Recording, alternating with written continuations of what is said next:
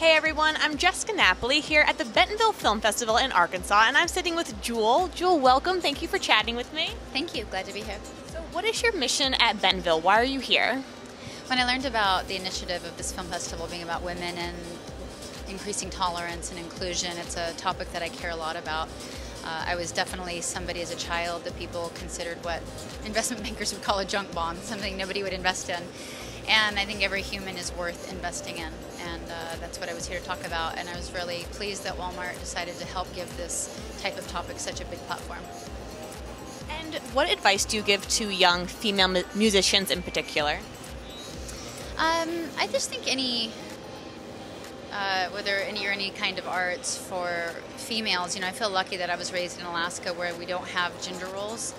Like when I came down to the lower 48, there weren't boy jobs and girl jobs. Like I helped work cattle and my brother cooked, and Sundays I'd cook and my brother worked cattle, and there weren't these gender roles. So I never knew my mind had a sex, and I didn't think that because I was a female it meant I was inferior. It was a nice way to be raised. I didn't realize that could be unusual, that we don't always teach our girls the same things we teach our boys. And so it would just be to believe in yourself. Your mind has no sex. You're as capable. You might not be as strong, but you're as capable as anyone, and you can rely on yourself to figure out what's right. The theme, obviously, of this week is inclusion and diversity. And how do you think Hollywood, the film industry, media can improve upon that? I think Gina, when I was listening to Gina Davis talk, she had a great point that the actual numbers of women in the workforce might not be as high as we'd like them, but they're not even being represented in film or TV. So the real numbers aren't that great, but then how they're represented in media are even worse.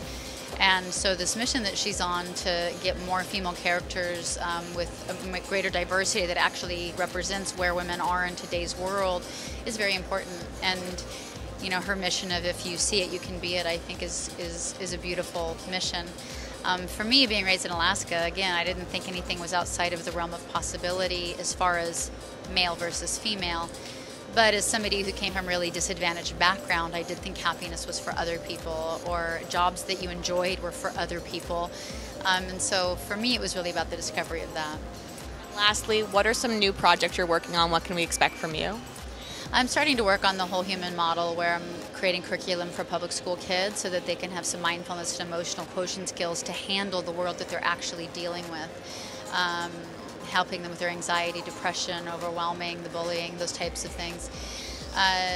Working with a company to scale culture for businesses to help give their employees whole human skills so that they can be a more resilient and courageous employees.